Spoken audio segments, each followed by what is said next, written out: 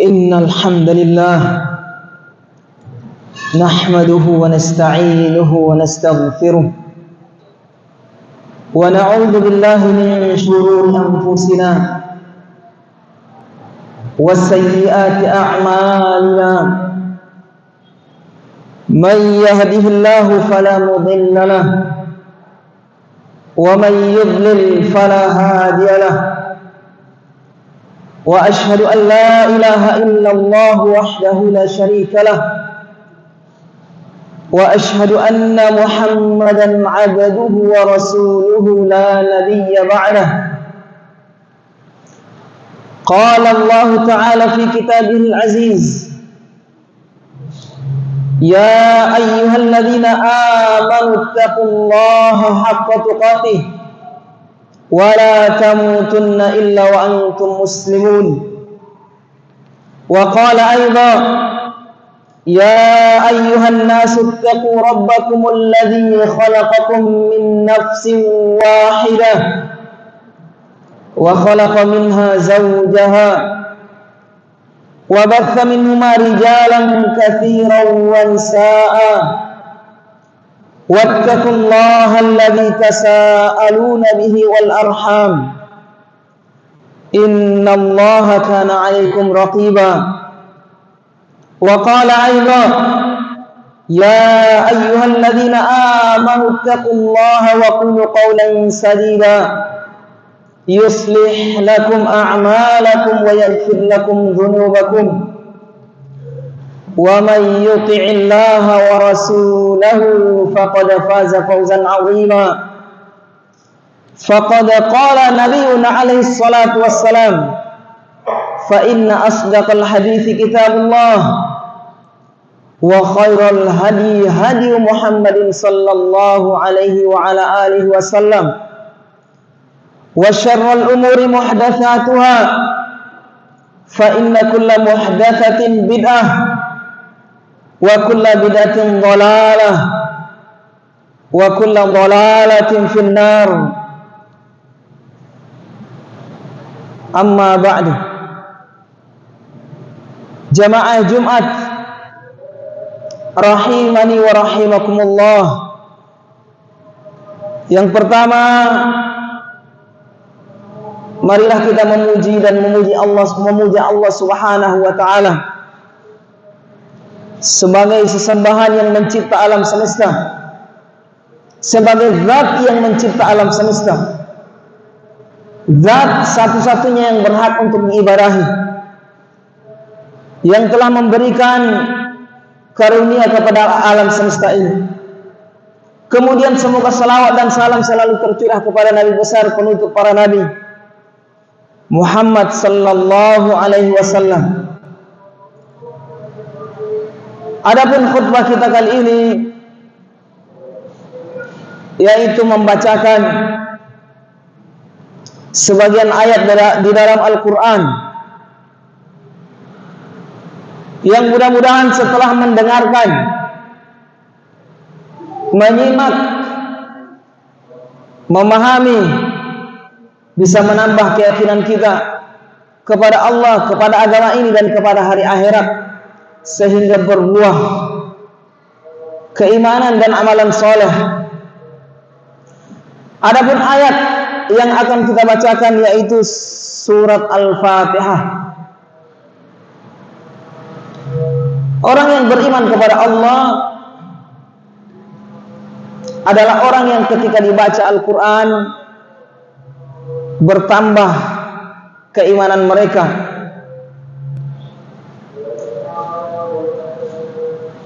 Adapun orang yang tidak beriman, maka ayat-ayat Al-Quran yang dibacakan kepada mereka tidak memberikan pengaruh. Sesuai kadar keimanannya, maka sesuai itu pula pengaruh ayat-ayat Al-Quran yang sedang dia dengar atau dia baca. Adapun orang kafir sama sekali tidak berpengaruh. Semoga kita tidak termasuk ke dalam golongan orang kafir yang ayat Al-Quran yang sedang dibacakan atau sedang didengarnya tidak bisa memberi pengaruh ke dalam hatinya.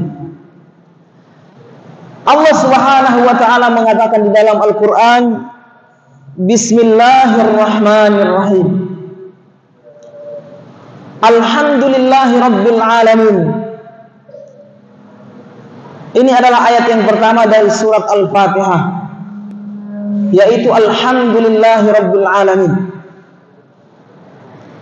Segala puji hanya milik Allah Rabbil alamin, Rabb alam semesta. Ar-Rahmanir Rahim, yang maha penyayang kepada seluruh makhluknya. Malik Yaumiddin, yang merajai, menguasai hari pembalasan. Iyyaka na'budu wa iyyaka nasta'in, hanya kepadamulah kami menyerahkan ibadah, dan hanya kepadamulah kami memohon pertolongan. Ihdinas siratal mustaqim, tunjukilah kami ke jalan yang lurus. Siratal ladzina an'amta alaihim, yaitu jalan orang-orang yang engkau telah beri nikmat kepada mereka. Ghairil maghdubi alaihim, bukan jalan orang yang dimurkai, waladhdallin, dan bukan jalan orang yang tersesat. Allah Subhanahu wa taala mengatakan Alhamdulillahi rabbil alamin. Segala puji hanya milik Allah. Seluruh bentuk pujian yang kita ucapkan dengan perkataan kita itu tertuju kepada Allah Subhanahu wa taala. Pujian-pujian yang sempurna terhadap nama-nama dan sifat Allah Subhanahu wa taala, dan terhadap seluruh karunia yang diberikannya kepada kita. Itulah sebab Allah Subhanahu wa taala terpuji. Atau dengan kata lain, mengapa Allah Subhanahu wa taala terpuji? Allah Subhanahu wa taala terpuji karena dua sebab. Yang pertama, karena nikmat yang diberikannya kepada seluruh makhluk, dan termasuk kepada kita, salah satu makhluk tersebut. Kemudian pujian karena Allah Subhanahu wa taala itu sendiri tersifati dengan sifat-sifat yang indah, sifat-sifat yang sempurna, sempurna kedermawanannya, sempurna keagungannya, sempurna pengampunannya, sempurna maha tingginya, sempurna maha melihatnya, maha mendengarnya, dan seterusnya dari Asmaul Husna. Jadi kita memuji Allah Subhanahu wa taala dari dua sisi ini, karena Allah memberikan nikmat kepada kita, dan karena Allah itu tersifati dengan sifat-sifat yang sempurna, sifat-sifat yang mulia.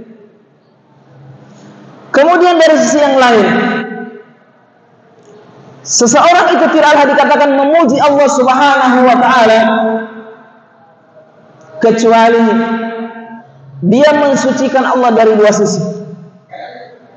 Yang pertama, mensucikan Allah dari segala sifat-sifat kekurangan. Kemudian yang kedua, mensucikan Allah dari adanya makhluk atau selain Allah yang serupa dengan Allah dari sisi kesempurnaan. Jadi yang pertama, mensucikan Allah dari sifat kekurangan. Yang kedua, dari kesempurnaan Allah itu tidak ada yang semisal dengan Allah Subhanahu wa taala. Itu yang kita sucikan dari Allah. Dan dengan sebab itu, dengan cara seperti itu, demikian itu kita telah memuji Allah Subhanahu wa taala.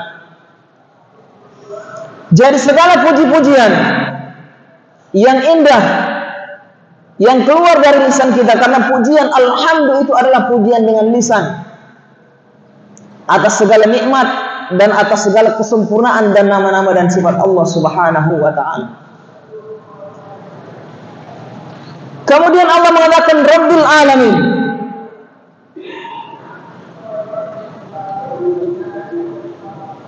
Kenapa Allah Subhanahu wa ta'ala terpuji? Alasan yang pertama, karena Allah itu memiliki sifat Al-Hamid. Termasuk nama Allah Al-Hamid, Maha terpuji. Termasuk nama Allah adalah Al-Hamid, Maha terpuji. Apa yang dimaksud dengan Maha terpuji? Yaitu zat yang memiliki sifat-sifat yang sempurna, yang dengannya dia berhak untuk dipuji. Makna yang kedua, dia memuji hamba-hamba yang berbuat baik. Ini pujian dari Khalik kepada makhluk. Ketika makhluk itu berbuat kebaikan, melakukan amalan soleh, maka akan dipuji oleh sang Khalik, dipuji oleh Allah. Itulah Al-Hamid, yaitu zat yang dengan kesempurnaannya dia berhak untuk dipuji, dan dia suka dengan pujian. Hambanya itu memuji kesempurnaannya, dia suka, dan memuji kebaikan yang dilakukan oleh seorang hamba. Kemudian Allah Subhanahu wa ta'ala mengatakan setelahnya Rabbil Alamin. Kenapa Allah itu terpuji? Ayat yang setelahnya menjawab yang demikian. Karena Allah itu Rabbil Alamin, Rabb semesta alam. Rabb artinya adalah mencipta, menguasai dan mengatur. Mencipta, menguasai dan mengatur. Rabb semesta alam artinya adalah pencipta alam semesta, yang menguasai alam semesta, yang mengatur alam semesta dengan kenikmatan, dengan rezekinya. Oleh sebab itu Allah Subhanahu wa ta'ala terpuji. Kemudian Allah Subhanahu wa ta'ala mengatakan ayat setelahnya Ar-Rahmanir Rahim. Ini juga menjadi alasan mengapa Allah terpuji, karena Allah itu Ar-Rahman, zat yang maha penuh dengan kasih sayang, zat yang maha penuh dengan rahmat, yang seluruh perbuatannya, seluruh apa yang dia perintah, bahkan musibah yang dia turunkan, itu karena kasih sayang kepada hambanya.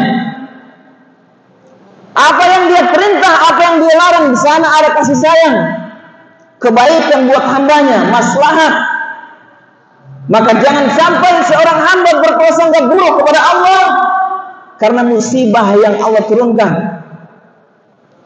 Karena semua perbuatan Allah dibangun di atas kasih sayang, bersumber dari kasih sayang. Makanya Allah mengatakan Ar-Rahmanir Rahim. Setelah ayat yang sebelumnya, Alhamdulillahi Rabbil Alamin, Rabb, penguasa, pemilik, pengatur, Ar-Rahmanir Rahim, yang mencipta dengan kasih sayang seluruh makhluknya, yang menguasai dengan penuh kasih sayang, yang memberikan rezeki dengan penuh kasih sayang. Ar-Rahmanir Rahim. Kemudian Allah Subhanahu wa ta'ala mengatakan di ayat setelahnya Malik Yaumiddin. Mengapa Allah terpuji?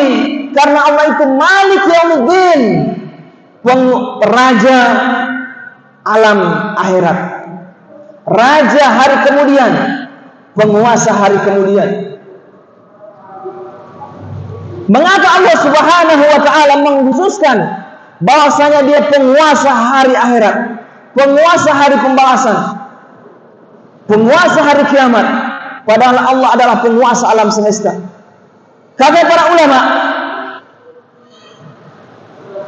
karena di akhirat kekuasaan, kewibawaan, kebesaran kerajaan Allah itu nampak.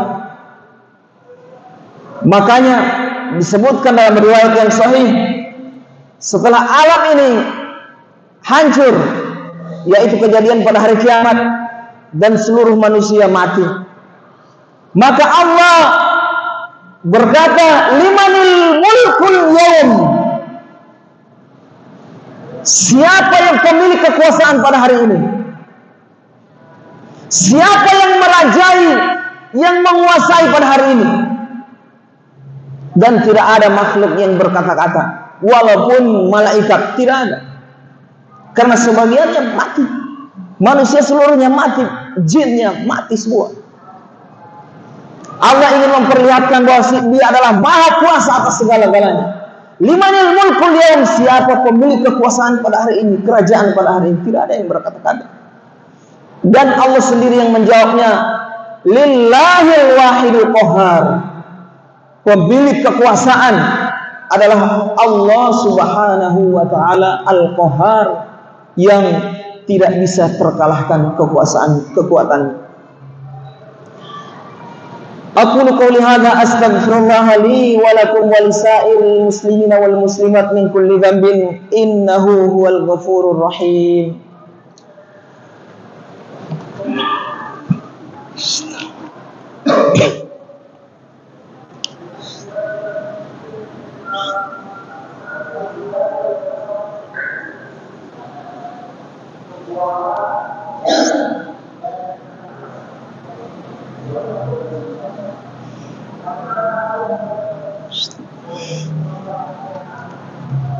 Alhamdulillahilladzi arsala rasulahu bil huda wa dinil haqq liyudhhirahu 'ala ad-din kullih wa kafaa billahi shahida wa ashhadu an la ilaha illallah wahdahu la syarika lah wa ashhadu anna Muhammadan 'abduhu wa rasuluhu la nabiyya ba'dahu.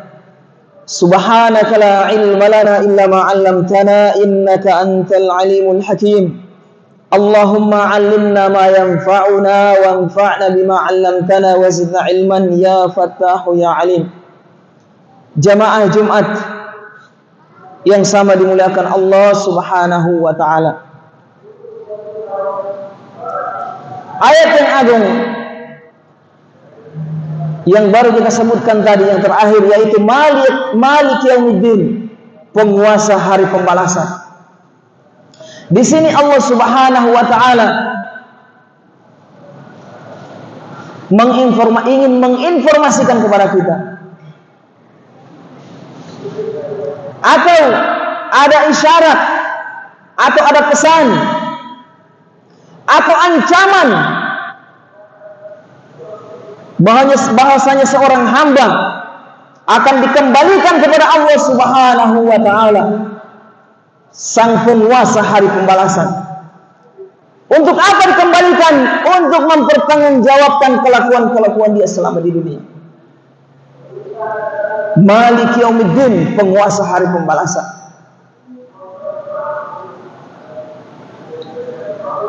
Dan juga ancaman bagi orang-orang yang terlena ketika dia berbuat maksiat, merasa aman akan tidak segeranya azab yang turun kepada dia. Allah mengatakan di dalam Al-Quran, wala tahsabannallaha ghafilan amma ya'malul zalimun. Dan jangan sekali-kali engkau mengira bahwasanya Allah itu ghafil, lalai, atau membiarkan apa yang dilakukan oleh orang-orang yang zalim, fasik, larut dalam maksiat, dosa, dan tidak mau bertobat kepada Allah Subhanahu wa taala.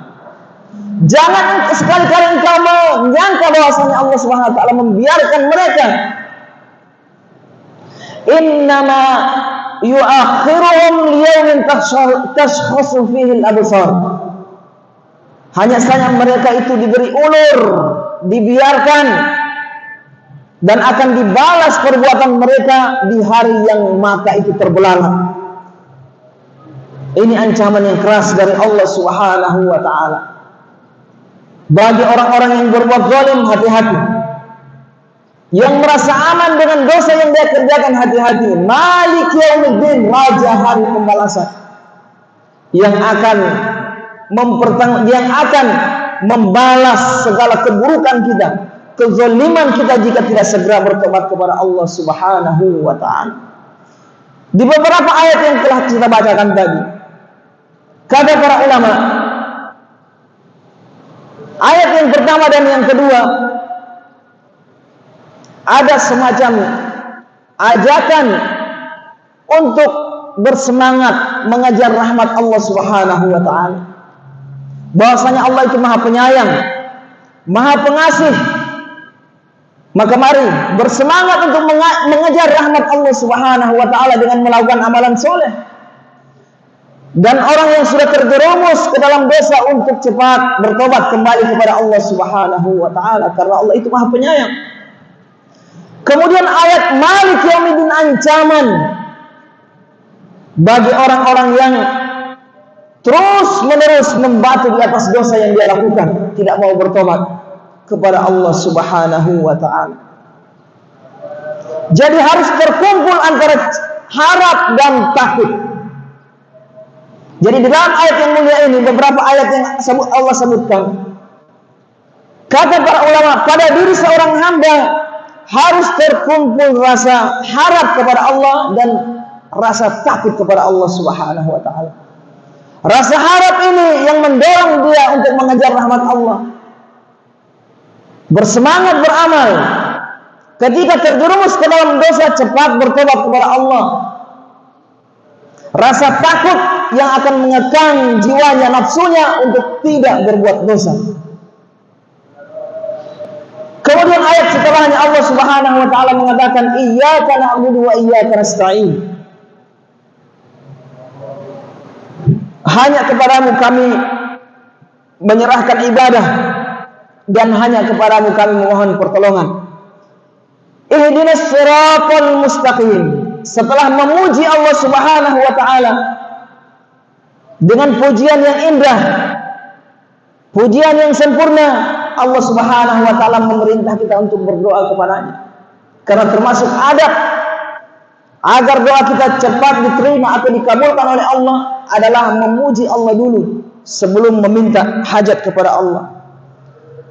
Ihdinas siratal mustaqim, tunjukilah kami ke jalan yang lurus, yaitu jalan orang-orang yang Engkau telah beri nikmat kepada mereka. Ini adalah doa yang paling agung. Ketika ditanya kepada kita, doa apa yang paling agung, adalah doa ihdinas siratal mustaqim, ya Allah tunjukilah kami ke jalan yang lurus. Perhatikan, karena saking agungnya doa yang mulia ini, saking agungnya doa ini, Allah Subhanahu wa taala menaruh di surat Al-Fatihah agar kita sering baca. Oleh sebab itulah Allah wajibkan kita untuk membaca surat Al-Fatihah di setiap salat kita, karena di dalamnya ada doa yang agung. Ihdinas siratal mustaqim, tunjukilah kami ke jalan yang lurus, jalannya para nabi dan rasul. Ghairil maghdubi alaihim, bukan jalan yang dimurkai, waladhdallin, dan bukan pula jalan orang yang tersesat. Kata para ulama, jalan orang yang dimurkai yaitu orang-orang Yahudi, jalan yang tersesat yaitu orang-orang Nasrani. Apa kesalahan mereka? Kesalahan orang Yahudi adalah punya ilmu tapi tidak diamalkan. Kesalahan orang-orang yang tersesat ini, Nasrani ini, yaitu rajin beribadah tapi tidak di atas ilmu. Jalan yang benar, jalan siratal mustaqim, yaitu berilmu dan beramal. Hendaknya kita membangun amalan kita di atas ilmu, berilmu dan beramal. Kalau kita berilmu tidak beramal, sama seperti orang-orang Yahudi. Ada yang berbanyak di situ, ada yang bersedikit, ada yang sedikit. Kemudian sisi yang kedua, yaitu rajin beribadah tapi tidak di atas ilmu. Ada keserupaan dengan orang-orang Nasrani, orang-orang yang tersesat ini. Di sini Allah Subhanahu wa taala menyebutkan kepada kita 3 jalan. Jalan orang yang dimurkai, yaitu punya ilmu tapi tidak diamalkan. Dia tahu ini haram tapi dia tidak tinggalkan. Dia tahu ini wajib tapi dia tidak amalkan, dia tidak kerjakan. Ini ada keserupaan dengan orang-orang Yahudi. Di satu sisi ada orang yang rajin beribadah, rajin berdakwah tapi tidak di atas ilmu, keserupaan dengan orang-orang Nasrani, orang-orang yang tersesat. Jalan yang benar adalah siratal mustaqim, yaitu berilmu dan beramal. Sebelum beramal, berilmu dulu. Setelah dapat ilmunya, diamalkan. Oleh sebab itu, agar kita menjadi orang-orang yang menempuh jalan yang benar ini, hendaknya kita membangun amalan kita di atas ilmu. Cross check selama ini yang kita amalkan, dari mulai dari sholat, haji, zakat, zikir kita, apapun dari amalan kita, apakah itu ada dalilnya, ada contohnya dari agama yang mulia ini? Kalau ada, amalkan, maka kita di atas jalan yang lurus. Jangan asal beramal tanpa ilmu seperti orang Nasrani, atau sudah tahu tapi tidak mau diamalkan. Demikianlah khutbah yang bisa kita sampaikan. Marilah kita berdoa kepada Allah Subhanahu wa taala untuk diri kita dan seluruh kaum muslimin. Allahumma salli ala nabiyyina Muhammad wa ala ali Muhammad kama sallaita ala ali Ibrahim innaka Hamidum Majid, wa barik ala Muhammad wa ala ali Muhammad kama barakta ala ali Ibrahim innaka Hamidum Majid. Allahumma ighfir lil muslimina wal muslimat wal mu'minina wal mu'minat al ahya'i minhum wal amwat innaka antas sami'un qaribun mujibud da'wat. Allahumma arinal haqqa haqqa warzuqna ittiba'ah wa arinal batila batila warzuqna ijtinabah. Allahumma inna nas'aluka ilman nafi'a wa rizqan tayyiba wa amalan mutaqabbala. Allahumma inna na'udzubika min ilmin la yanfa' wa min qalbin la yakhsha' wa min nafsin la tashba' wa min da'watin la yustajabu laha. Wa sallallahu wasallam ala nabiyyina Muhammad wa akhiru da'wana alhamdulillahi rabbil alamin. Aqimus shalah. Allahu akbar.